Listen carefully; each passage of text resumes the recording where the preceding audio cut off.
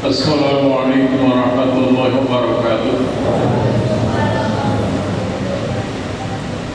Allahu Akbar, Allahu Akbar, Allahu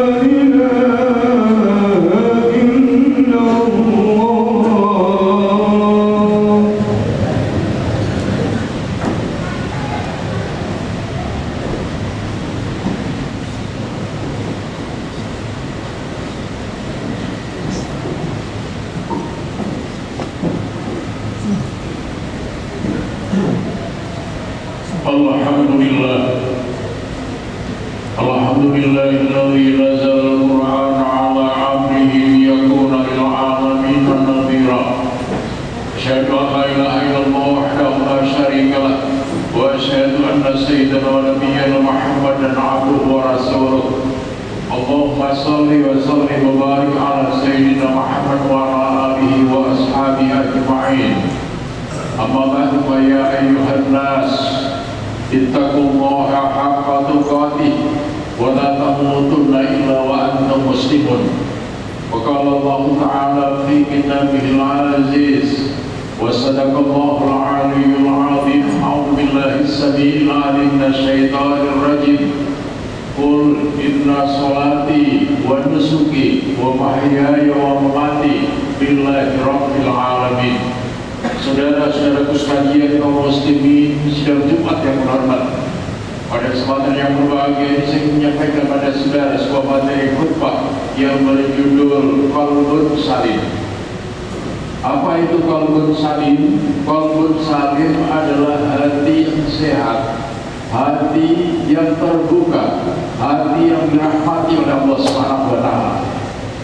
Lawannya adalah qalbun sakim atau qalbun marid, yaitu hati yang sakit, hati yang tertutup, hati yang dilaknat oleh Allah Subhanahu wa taala.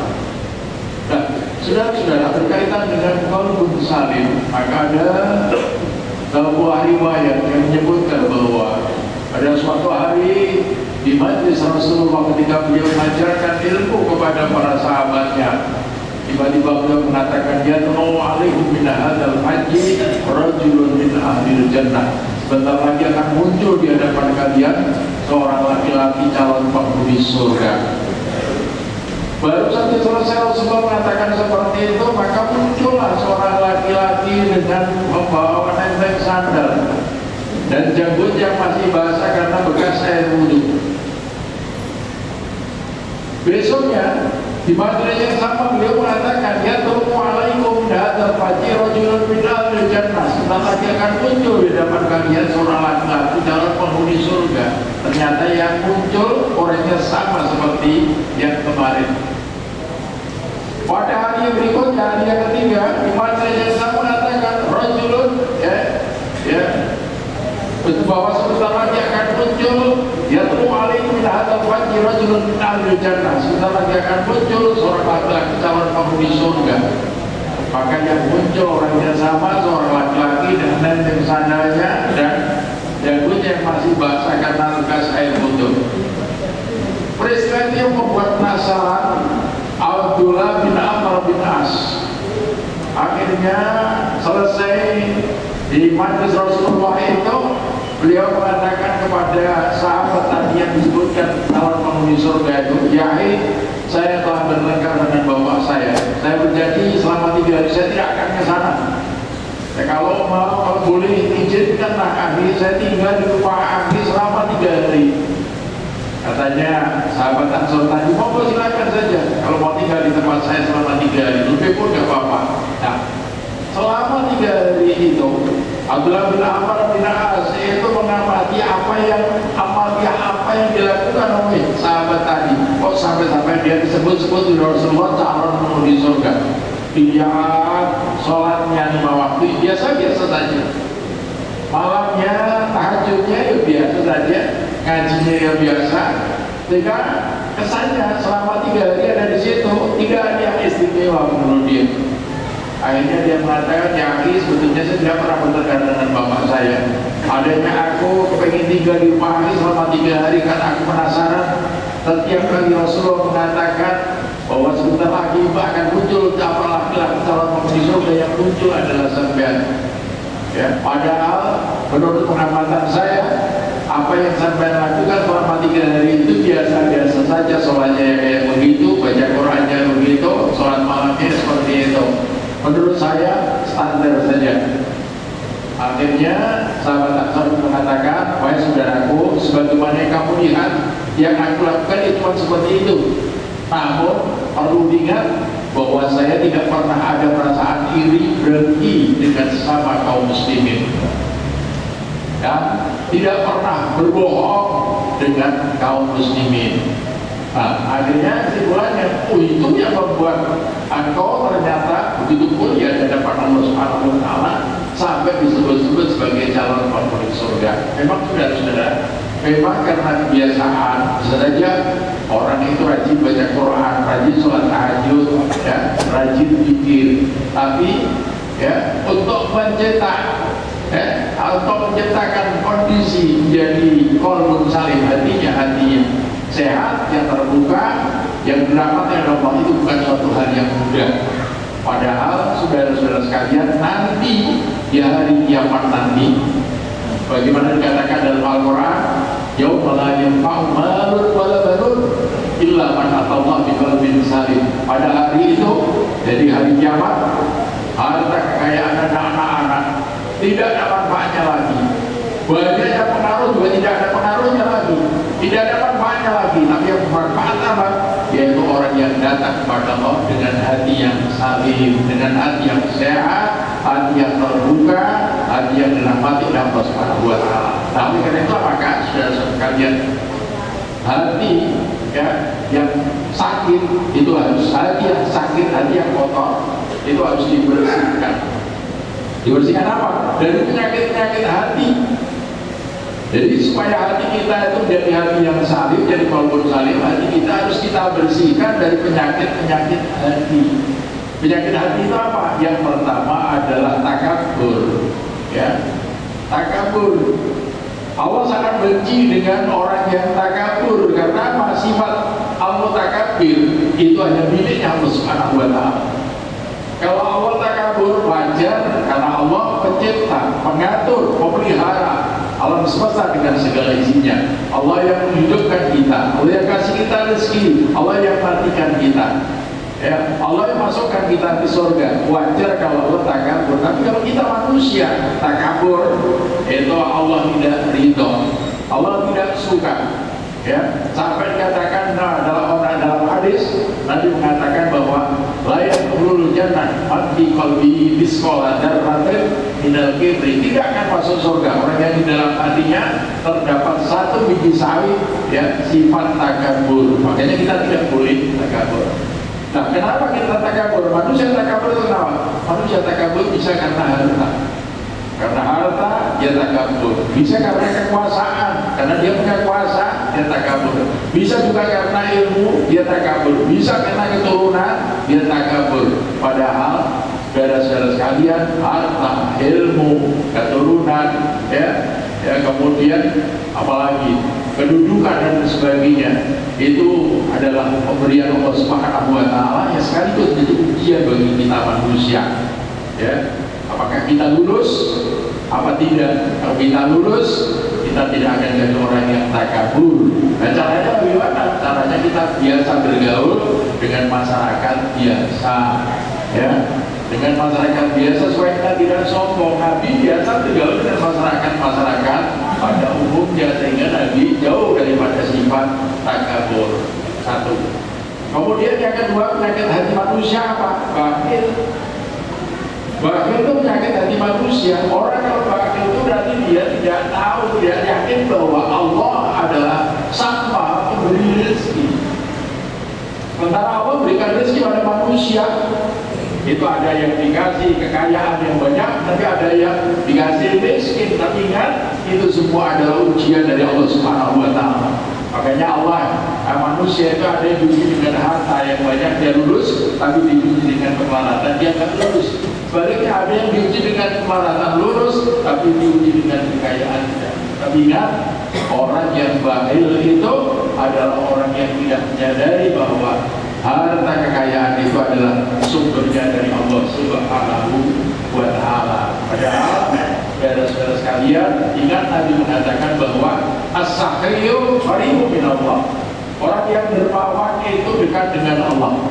Qaribun minan-nas, dekat dengan manusia.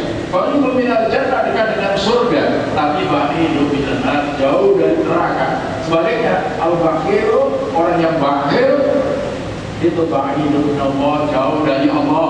Ba'idun minan-nas, jauh dari manusia. Ba'idun minal jannah, jauh dari surga. Tapi qaribun minan-nas, dekat dengan neraka. Dan saudara pilih yang mana? Saudara pilih yang mana? Tanya pada diri masing-masing. Ingat bahwa harta kekayaan itu adalah anugerah, adalah amanah dari Allah Subhanahu wa taala buat kita. Yang nanti kalau kita mati, kita akan tinggalkan itu semua. Kenapa? Kita akan menghadap pada Allah untuk bertanggungjawabkan seluruh apa yang kita punya. Nah, saudara-saudara sekalian, bagaimana untuk mengobati itu? Untuk mengobati penyakit bakhil itu, tentu kita terus berlatih supaya kita menjadi orang yang dermawan, orang yang suka memberi, suka berinfak, suka bersedekah, suka untuk mengeluarkan zakat, suka untuk berkorban. Memang kita dikasih rezeki oleh Allah Subhanahu wa taala. Kemudian yang ketiga, saudara, yang menjadi penyakit hatinya manusia apa? Yang menjadi penyakit hati manusia yang ketiga itu adalah al-hasud. Ya, al-hasud, iri, dengki. Ya, itu adalah penyakit hatinya manusia. Tandanya apa orang itu? Cirinya apa orang itu kalau punya sifat hasud? Cirinya dia punya sifat 4S. Senang kalau lihat orang lain susah, susah kalau lihat orang lain senang. Itu berarti hasud orang itu. Dan oleh karena itu makanya di dalam hadis sampai Nabi mengatakan bahwa ia mal hasan, innal hasada yaqul hasan kama taqulna al-hatab. Jauhlah perbuatan hasud, karena perbuatan hasud itu bisa membakar kebaikan-kebaikan sebagaimana api yang melalap kayu bakar. Dan caranya bagaimana mengobati sifat hasud? Ya, sebarkan kebaikan orang-orang yang kita hasudi. Insya Allah penyakit hasud akan hilang dengan sendirinya. Kemudian yang keempat, yang menjadi penyakit hatinya manusia apa? Riya, ya, atau sum'ah, pamer. Bedanya apa riya dengan sum'ah? Riya itu kita berbuat sesuatu sengaja kita perlihatkan pada orang lain supaya orang lain, ya, orang lain menyanjung kita. Sementara sum'ah itu sengaja berbuat sesuatu tapi kita perdengarkan orang lain dengan harapan supaya kita dapat pujian. Tapi intinya riya maupun sum'ah itu sama. Nah, oleh karena itu makanya saudara-saudara sekalian, kami pernah mengatakan salah satu hal yang paling aku takutkan dari umatku adalah bukan mereka menyembah gunung, menyembah api, menyembah lautan, bukan. Tapi yang paling aku takutkan adalah kalau mereka berbuat sesuatu bukan karena Allah Subhanahu wa Ta'ala, tapi karena kepingin dapat pujian manusia. Oleh karena itu apakah penyakit riya, doa itu harus diobati dengan cara apa? Dengan cara belajar untuk berbuat ikhlas semata-mata karena Allah Subhanahu wa Ta'ala. Sebab apa? Wa ma umiru illa liya'budu mukhlisina lahu-d-din. Ya, mereka tidak memerintahkan Allah kecuali untuk beribadah kepada Allah dengan hati yang ikhlas semata-mata untuk mencari ridhonya Allah Subhanahu wa Ta'ala. Makanya dikatakan kul inna sholati wa nusuki wa mahyaya wa mamati lillahi rabbil alamin. Katakan ya Muhammad, inna sholati, sungguhnya sholatku, wa nusuki, dan ibadahku, wa mahyaya, dan hidupku, wa mamati, dan matiku lillahi rabbil alamin, hanya untuk Allah, ya, Tuhan sekalian alam semesta. Nah, ini kan supaya kita apa? Kalau berbuat sesuatu itu bukan cari ridhonya manusia, tapi yang dicari adalah ridhonya Allah Subhanahu wa Ta'ala. Barakallahu lakum fil Qur'anil azim wa nafa'ani wa iyyakum bil ayati wa dzikril hakim wa taqabbal minni wa minkum tilawatahu innahu huwal ghafurur rahim wa qurbat rabbil barakatuh.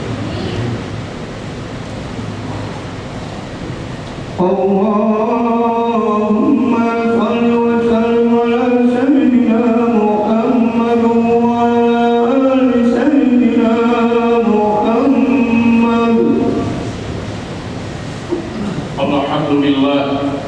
Alhamdulillah al-wahid as-samad alladzi lam yalid wa lam yulad wa lam yakul lahu kufuwan ahad. Asyhadu an la ilaha illallah wahdahu la syarika lah wa asyhadu anna sayyidana wa nabiyyana Muhammadan abduhu wa rasuluh. Allahumma shalli wa sallim wa barik ala sayyidina Muhammad wa ala alihi wa ashabihi ajma'in. Amma ba'du, fa ya ayyuhan nas ittaqullaha wa alamu anna Allaha yuhibbul muttaqin.